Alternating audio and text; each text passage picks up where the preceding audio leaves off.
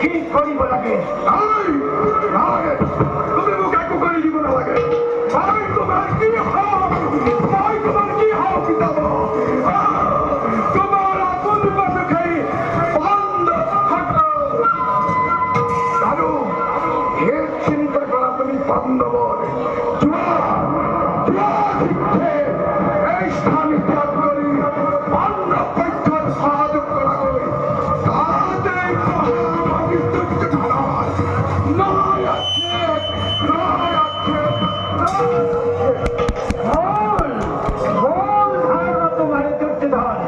তুমি সদায় আনক সন্দেহ কৰা